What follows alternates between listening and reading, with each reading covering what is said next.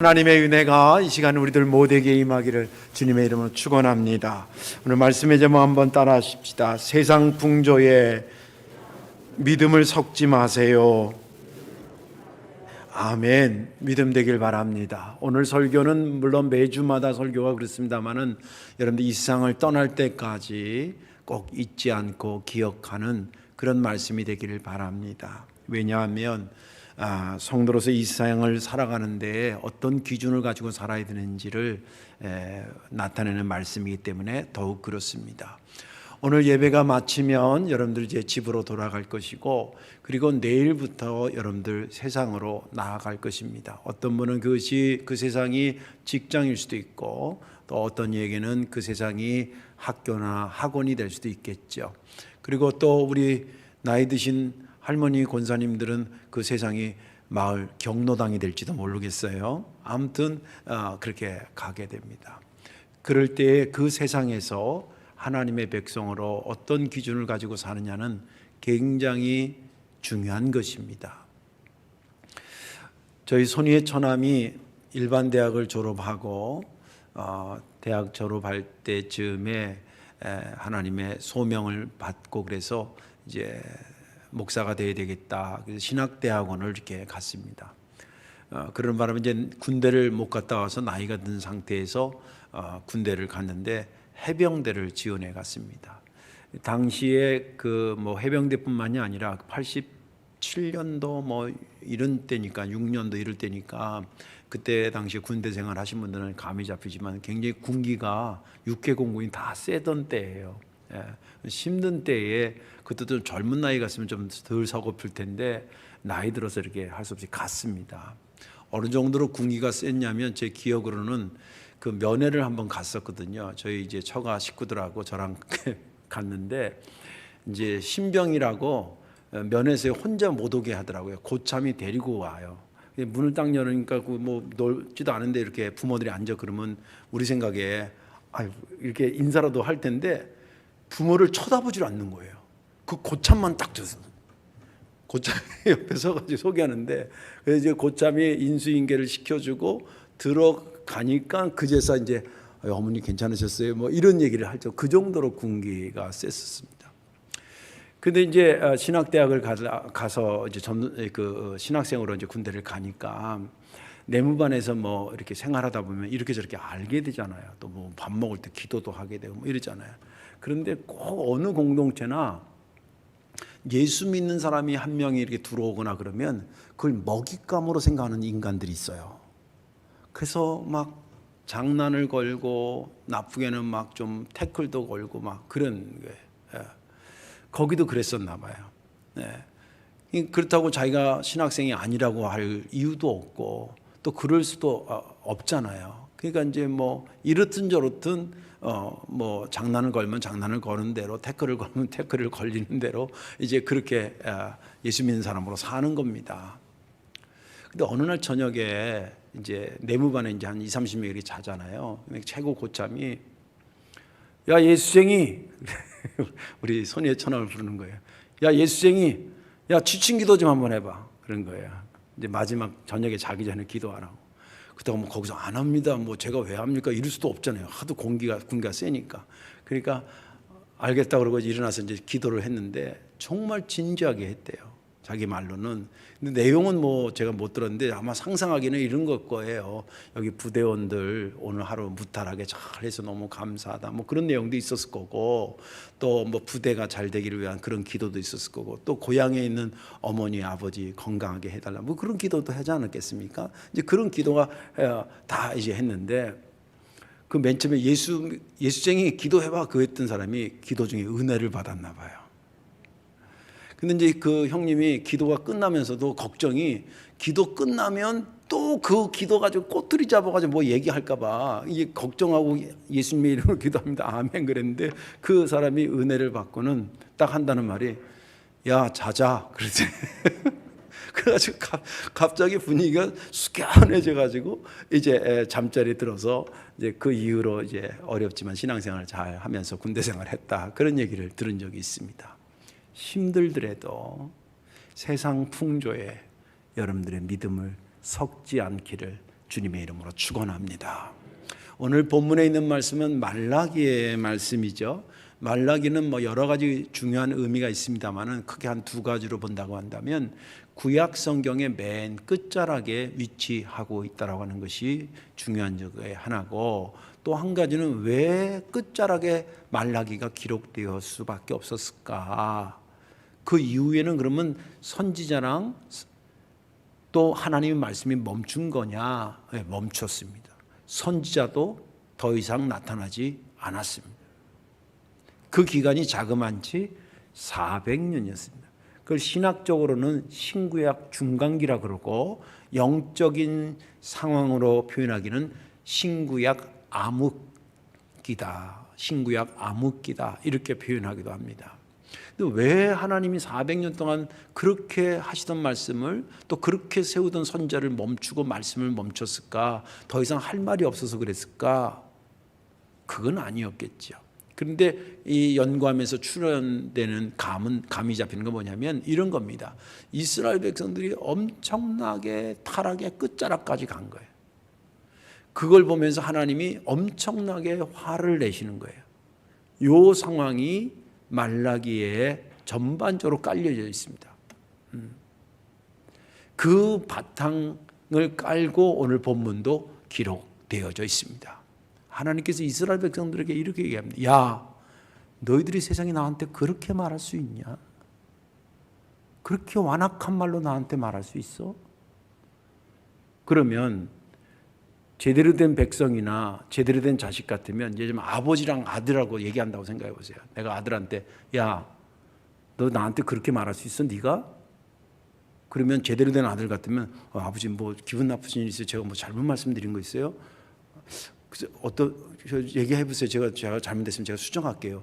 이게 정상적인 아들 아니에요.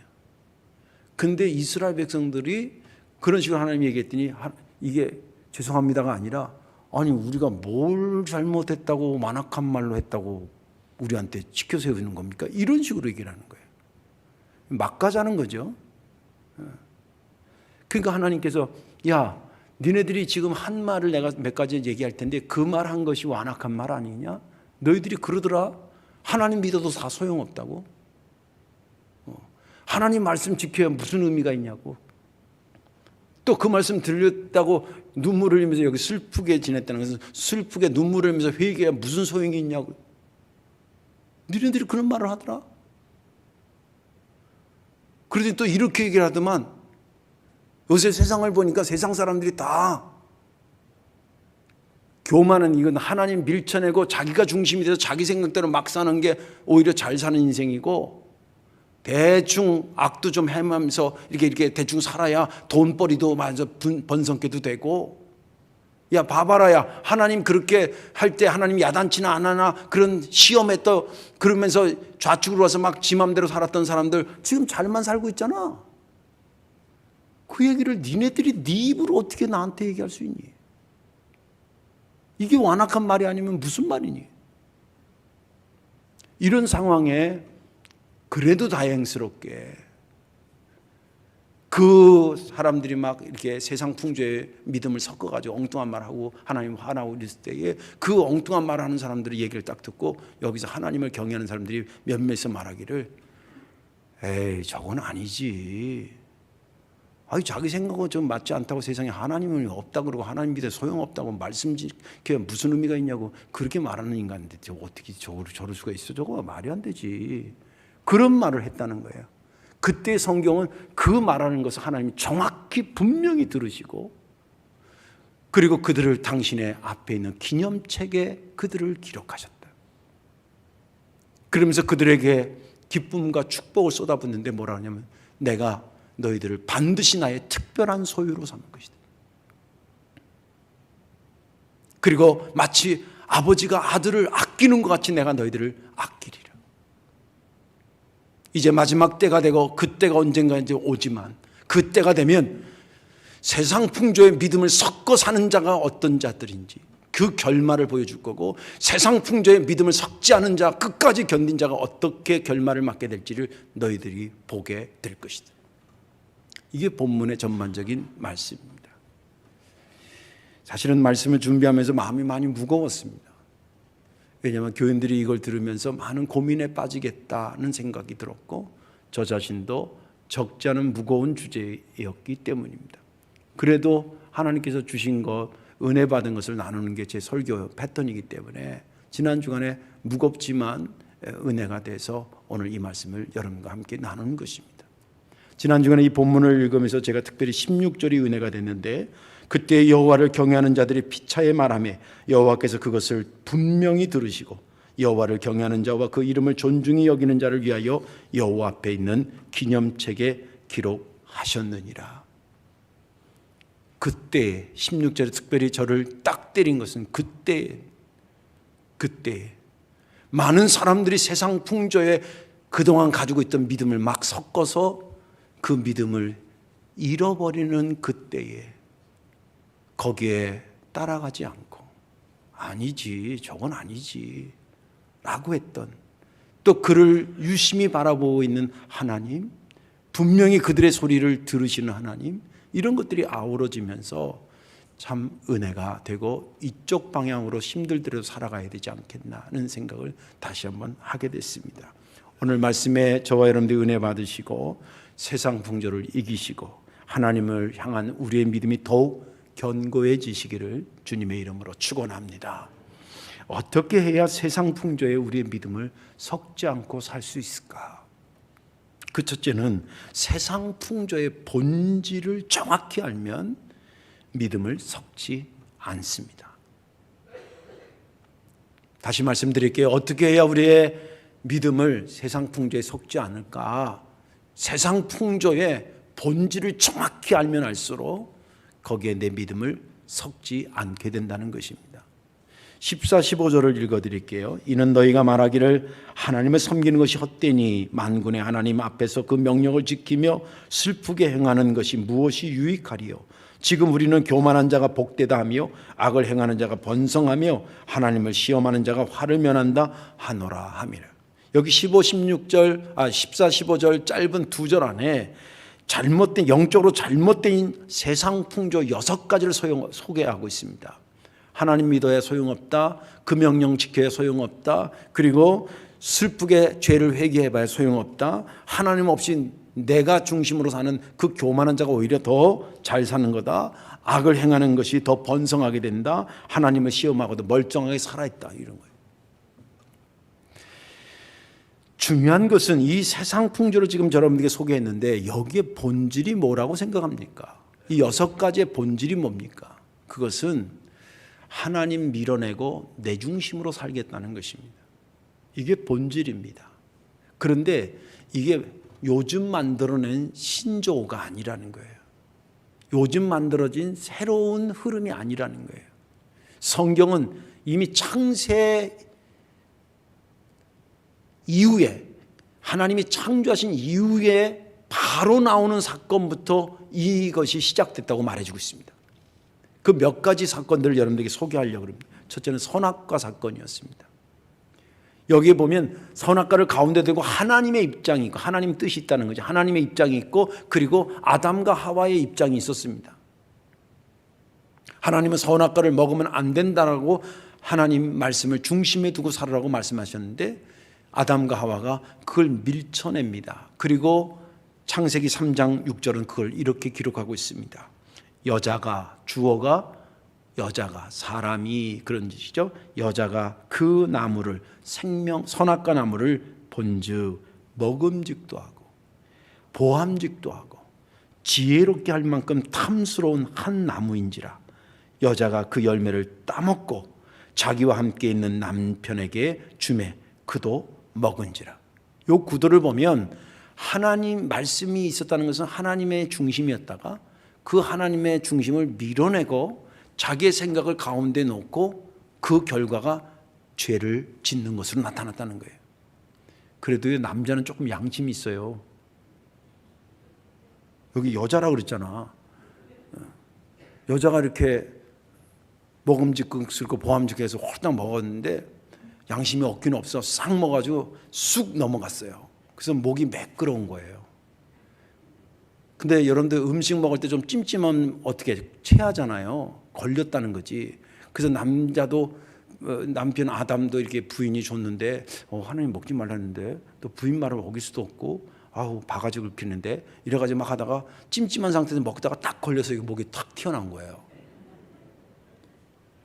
그래서 이걸 영어로 진짜 아담스 애플이라 그래요. 아담의 사과라 그래요. 똑 남자만. 예. 근데 이거 튀어나오나 미끄러운 거나 하나님 밀어내고 따먹은 건 똑같은 거예요. 그 다음에 나오는 사건이 바벨탑 사건입니다. 하나님은 바벨탑 쌓는 것을 원하지 않았어요. 그런데 사람들이 그 말을 밀어내고 자기 생각을 중심에 두고 바벨탑을 쌓습니다. 그때 한 말이 창세기 11장 4절이에요. 성읍과 탑을 건설하여 그 탑 꼭대기를 높이 쌓는데 그 탑 꼭대기를 하늘에 닿게, 여기서 하늘은 스카이가 아니라 헤븐이에요. 하나님 계신 곳까지 이 탑을 높이 해서 거기 딱 가자, 이게 하나님 자리에 가자 그 뜻입니다. 그러면서 닿게 하여 하나님의 이름을 내자고 안 하고 거기에 뭐라 하냐면 우리 이름을 내고 온 지면에 흩어짐을 면하자 이럽니다. 바벨탑은 철저하게 하나님의 자리로 우리가 올라서겠다라고 하는 인간의 잘못된 욕망을 그리고 있습니다. 이건 역시 그렇게 하나님 밀어내고 자기가 중심일 때 만들어진 작품입니다. 그리고 또 나타나는 사건이 금송아지 사건입니다. 잘 아시죠? 하나님은 우상 만들지 말라 그랬습니다. 그런데 이스라엘 백성들은 그러지 않았습니다. 자기들의 생각을 먼저 하고, 그리고 한 말이 출애굽기 32장에 나온 말인데, 백성이 아론에게 이르되 말하되 일어나라, 우리를 위하여 우리를 인도할 신을 만들라. 우리를 위하여 우리를 인도할 신을 주어가 계속 누구냐면 자기들을 얘기합니다. 그리고 만들어진 것이 금송아지였습니다. 예수님이 이 땅에 오셨습니다. 하나님은 그 예수님을 믿고 많은 사람들이 구원에 이르기를 원했지만 이스라엘 백성들은 그 하나님의 뜻을 밀어내고 자기가 판단하고 자기가 생각해서 아니라고 그러고 예수님을 팔아먹기도 하고 예수님을 죽이기도 합니다. 오늘날 세상 풍조는 어떻게 하느냐면 하나님이 한 영혼이라도 더 구원하기 위해서 성령을 강력하게 움직여 사역하는 시대가 됐는데 인간 입장에서는 그것을 받아들이지 않습니다. 더 차원이 높아졌습니다. 인간의 이성을 동원해서 철학으로 그것을 디펜스합니다. 여러분들 포스트 모더니즘이라고 들어보셨죠? 이건 뭐냐면 모든 규격과 권위와 이미 되어져 있는 것을 다 무시한다는 겁니다. 그 포스트 모더니즘이에요. 근데 그 무시한다는 그 범위 중에 어디도 포함되냐면 하나님도 포함되고 교회도 포함시킵니다. 이거 참 무서운 겁니다. 그리고 종교 사회학적으로 보면 경제가 높아지면서 점점점 하나님을 찾는 인구는 줄어들게 이게 데이터로 나와 있어요. 뭐예요? 축복받도록 하나님 해주는데 축복받은 다음에 하나님을 밀쳐내고 그 자리에 자기들이 들어서는 것을 얘기하는 겁니다. 굉장히 무서운 겁니다. 그런데 포스트 모더니즘에 여기 젊은 애들도 있습니다만 잘 들으셔야 됩니다. 이게 사람이 인륜적으로 분명히 선이 있는 것이 있습니다. 몇 가지 대표적인 선이 있는데 그 뭐냐면 하나님과 인간의 선이고요. 그리고 부모와 자식의 선이 있는 겁니다. 자식이 아버지보다 월급을 많이 받을 수 있고 아버지보다 훨씬 컴퓨터를 잘할 수 있고 아버지보다 스킬이 훨씬 더 좋을 수도 있습니다. 그렇다고 자식이 아버지 되는 것 아닙니다.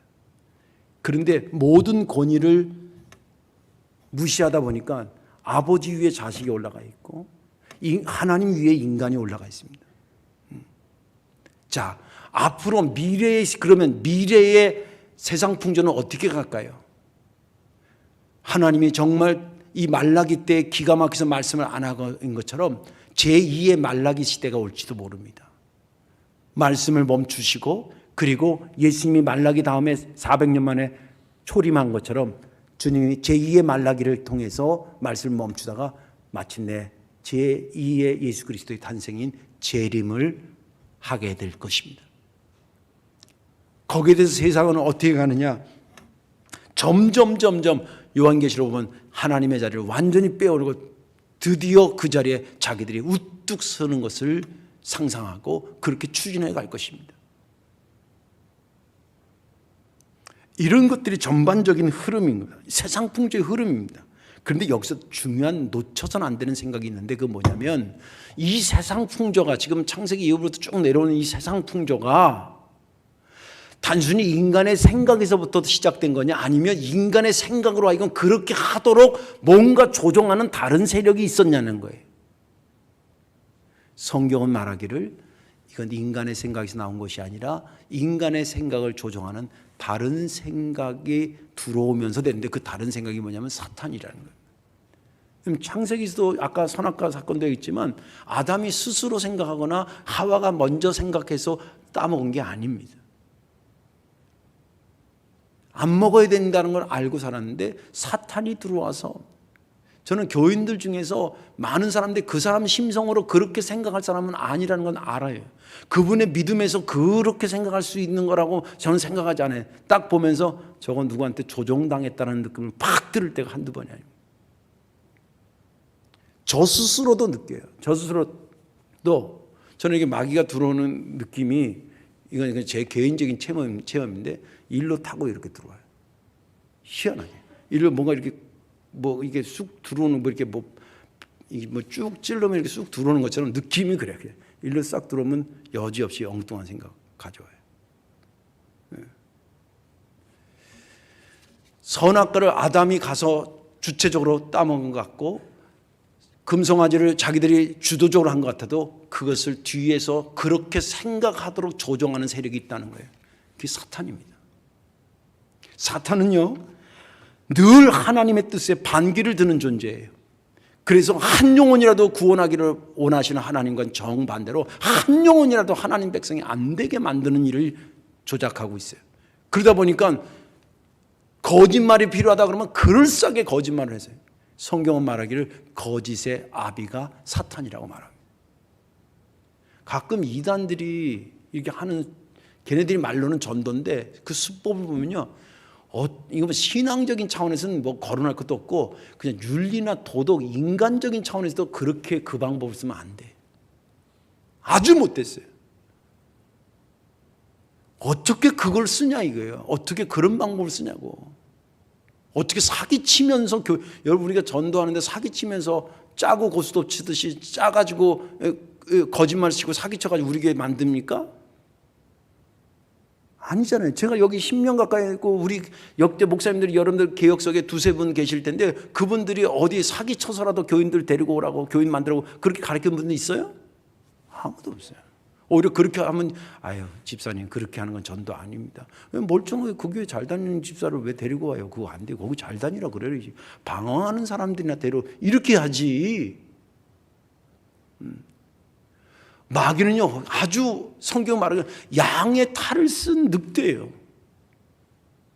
영적인 전쟁에 가까이 가면 그거 막 보입니다. 그냥 일반적으로 살 때는 잘 안 보이는데 얼마나 간악한지 몰라요.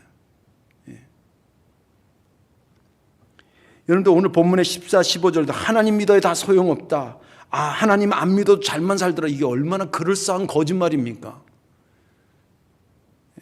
하나님이 안 계시고 또 주님께서 마련한 천국이 없다고 한다면 이 말이 먹혀 들어갈 수도 있을지 몰라요. 그러나 하나님이 살아 지금도 역사하시고 우리를 천국 가게 하려고 주님 십자가에 달려주신 게 역사적 사건이고 영적인 사건이고 구원의 사건인데, 그것이 확고 있는데 어떻게 그것을 배제한 다른 데서 만들어진 세상 풍조에 우리의 믿음을 거기다 섞을 수 있겠습니까? 속지 마셔야 됩니다. 근데 이게 세상 풍조는요, 맛으로 표현하면 굉장히 달콤해요. 좀 철학적으로 하면 굉장히 합리적이고 이성적이에요. 너무 안타까운 것은 그 사람들이 획가닥 넘어간다는 거예요. 더 안타까운 것은 그래도 나름대로 믿음 생활했던 사람들도 넘어가고 있다는 거예요. 정신 차려야 될 때입니다. 세상 풍조다. 제가 우리 아들들한테 계속 얘기해요. 진리는 다수결로 결정되는 게 아니에요. 그런데 뭐 하면 아빠 요새 다 그래요. 우리 또래 애들 아빠 세대 차이로 너 몰아가려고 그래. 아버지 요즘 다 그래요. 뭐가 요즘 다 그래? 요즘요 결혼하기 전에 뭐 대충 뭐 이렇게 잠자리도 하고 뭐 요즘 또 살아보고 결혼도 하고 막 이게 유행. 너는 그랬다고는 해봐. 이제 뭐요. 아까도 얘기했잖아요. 아무리 시대가 바뀌어도 물론 세상 풍조 중에서 그게 건전하게 발전된 것은 문화예요. 문화 이런 건 굉장히 좋은 거죠. 그러나 그 항상 뭐든지 문제 생길 때 있잖아요. 그 빗나가는 거 아무리 바뀌어도 인간이 하나님이 됩니까? 아무리 바뀌어도 아까도 말한 것처럼 자식이 아버지 됩니까?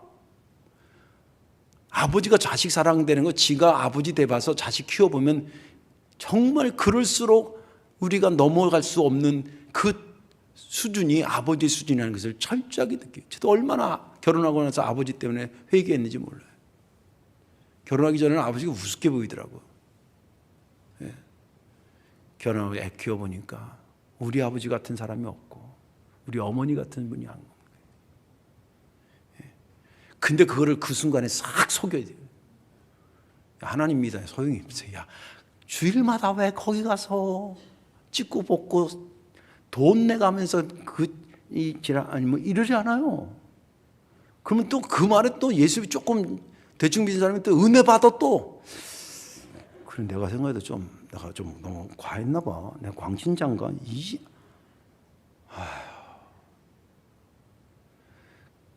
세상 풍조에 아주 밀리기 흡수하기 쉬운 성품이라 그러면 딱 방법 하나 있어요. 목사 되세요. 속아 넘어가지 않기를 주의 이름으로 축원합니다. 간곡히 부탁합니다. 그 세상 풍조의 본질을 알면 거기에 믿음을 섞지 않게 됩니다. 마지막 하나는 뭐냐면 어떻게 해야 세상 풍조의 믿음을 섞지 않냐면 하나님 편에 선 자에게 임할 기쁨과 축복을 확신하십시오. 16절에 보니까 그때에 여호와를 경외하는 자들이 피차에 말하며 여호와께서 그들을 분명히 들으시고 여호와를 경외하는 자와 그 이름을 존중히 여기는 자를 위하여 하나님 앞에 있는 기념책에 기록하셨느니라. 여기서 중요한 건 그때에 그리고 분명히 들었다. 하나님은 들으면 분명히 들은 거예요. 그냥 들은 것도 분명히 들은 거예요. 그냥 이거는 사실은 은유법으로 쓴 거예요. 분명히 들었다는 꼭 잊지 않다는 거예요. 기념책, 하나님 기억력이 약해서 기념책 기록한 겁니까? 내가 너의 그것을 잊지 않겠다. 소중한 걸 네가 했다라고 하는 거예요. 이 말을 지금 누구한테 하고 있는 겁니까? 그때에 에이 그건 아니지. 그러더라도 힘들어도 하나님 믿어야지. 무슨 말이야. 그렇게 했던 사람들을 들으라고 한 거예요. 왜 들으라고 그런 거예요? 너에게 그렇게 한 것이 잘한 것이고 기쁨 충만한 것이라고 하는 것을 일러주기 위해서 그런 거예요. 만약에 여러분들 각자로 생각하세요. 내가 힘들지만 그래도 나름대로 믿음을 지켰어요. 그랬더니 하나님께서 음성 주기를 야 수고했다. 내가 그때 너 그 상황에서 이렇게 얘기하는 거 내가 다 들었어. 그리고 내가 그걸 잊지 않고 내 기념책에 다 기록해 놨단다. 그거 너가 알아라. 그거는 왜 알려주는 거예요? 나한테 기뻐하라고. 그런데 주님은 기뻐하라고 끝나는 것이 아니라 거기에 추가로 축복의 내용도 소개하고 있습니다. 그게 17절의 말씀이에요. 17절에 뭐라고 얘기하냐면 만군의 여호와가 이르노라 나는 내가 정한 날에 그들을 나의 특별한 소유를 삼을 것이요 또 사람이 자기를 섬기는 아들을 아낌같이 내가 그들을 아끼리니. 특별히 여기 17절에 축복의 내용이 두 가지가 나옵니다. 하나는 특별한 소유를 삼고 그리고 내가 효자를 아낀 것 같이 아낀다. 그것입니다. 특별한 소유라고 하는 것은 뭐냐면 쉽게 얘기하면 내가 보물로 여기는 거예요. 제가 목회에 처음 나와서 굉장히 어려웠습니다. 어떻게 보면 유일한 재산으로 친다면 땅 한 평 없었고요. 저희 집사람하고 나하고 끼고 있던 결혼 반지예요. 그게 내가 갖고 있는 가장 비싼 거였어요. 그 이제 애가 태어나서 이 사람 저 사람 돌 할 때 그때 당시는 뭐 돌반지를 이렇게 하는 게 유행이었어요, 그죠? 그 돌반지를 해가지고 돌반지가 몇 개였는데 IMF가 터졌어요. 그래서 국가에서 금 팔아야 된다, 금 팔아야 되는데 돌반지는 99.9 순금이니까 그 하고 제 반지랑 우리 집사람 반지는 금하고 뭐랑 섞은 거예요. 섞인 건데 이것도 막가 막가다가 돌반지만 팔았어요. 왜냐하면 우리 집사람이 그래도 아들들보다 더 귀하잖아요. 그 사람하고 약속할 그 보물은 남겨두고 그리고 돌반지는 팔아가지고 그때 당시에 컴퓨터인가 뭐 그거 샀던 것 같아요. 끝까지 지키고 뭔가 보호하고 싶고 자기의 소유로 삼고 있는 게 보석이에요. 보물이에요. 하나님이 나를 보물로 여기신다는 거예요. 그리고 그 효자를 아들들도 다 아끼지만 특별히 여기 본문을 정확히 보면 아버지께 정말 잘하는, 아버지를 아끼는 그 아들, 그 효자지요. 그 효자를 유독 더 아껴주는 아버지처럼 내가 너를 돌봐주겠다는 거예요. 이것이 근간이 돼서 신학적으로는 하나님이 인간에게 주신 은총을 크게 두 가지로 봐요. 하나는 일반 은총입니다. 이건 예수 안 믿는 사람도 농사지라고 비도 주고 산소도 주고 그리고 햇빛도 주는 거예요. 그런데 예수 믿는 자들에게만 주는 특별한 은혜가 있어요. 특별한 소유이니까. 거기에는 구원의 은혜를 주고 구원의 감격을 주고 기도할 수 있는 은혜의 수단을 주시고 하나님께서 눈동자같이 지켜주시고 내가 세상 끝날까지 너와 함께 한다는 말씀까지 주시는 거예요. 이게 주님이 우리에게 주시는 특별한 은총이에요. 이것을 누구한테 주느냐? 세상 풍조가 달콤하게 다가와도 아니지, 그건 아니지. 그래도 하나님 섬겨야지. 그래서 날 구원해 주셨는데, 기도하다 이런 응답도 주셨는데, 나 영원히 거할 천국도 만들어 주신 분인데 그분 떠나면 안 되지.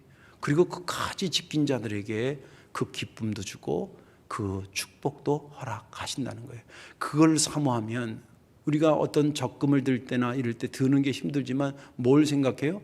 만기 되면 탈 걸 생각하고 아끼면서 들잖아요. 마찬가지로 하나님이 내게 그렇게 믿음을 지킨 자에게 기쁨도 주고 축복 중에 축복도 주신다고 하는 것을 확신한다고 한다면 오늘의 여기서 흔들리지 않고 내 믿음을 지켜나가게 되고 그 세상 풍조에 내 믿음을 섞지 않게 된다는 것입니다.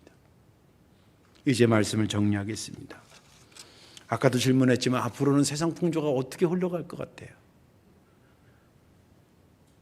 점점점 자기 중심이 되고 하나님을 밀쳐내는 것으로 아주 구체화될 것이고 급속도로 올 것입니다. 급속도로 온다는 얘기는 빨리 온다는 의미고, 옛날에는 10년에 한 번씩 그것이 왔다면 이제는 5년에 한 번씩 올 수도 있고 1년에 한 번씩 다달이 나올 수도 있고 그렇게 올 수도 있다는 거예요. 또 급속도로 온다라고 하는 것은 그 오는 강도가 엄청나게 세게 올 거라는 거예요. 바람이 그냥 슬쩍 부는 게 아니라 막 태풍 오면 막 몸이 막 뒤로 흔들리는 것처럼 그렇게 올 거라는 겁니다. 그리고 오는 횟수도 한 번으로 오던 것이 2번이 되고 5번이 되고 10번이 되고 20번이 동시에 세상 풍조가 나를 휘감을 수도 있다는 겁니다. 그러나 걱정하지 마십시오. 성령 하나님은 팔짱 끼고 놀고 계시는 분이 아닙니다. 그럴 때에 말세에 그래서 내가 너희들에게 새 영을 부어준다는 얘기가 그런 겁니다. 점점 세상 풍조 그렇게 갈 때에 기회가 많아지고 그걸로 넘어갈 확률이 높아지지만 그럴수록 성령 하나님이 더 강권적으로 역사하십니다. 여러분들 매주마다 주의 말씀에 귀를 경청하고 사십시오.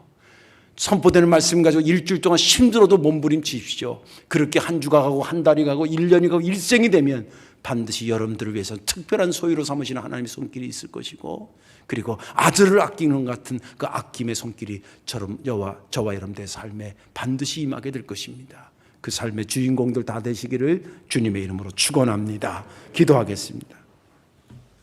좋으신 아버지 하나님, 세상 풍조 악한 것이 자꾸 만들어내지만 그러나 거기에 본질을 깨닫고 내 믿음을 섞지 않게 도와주시고 힘들수록 마침내 주님이 나에게 허락하실 그 기쁨과 축복을 생각하며 오늘을 이겨나가게 도와 주옵소서.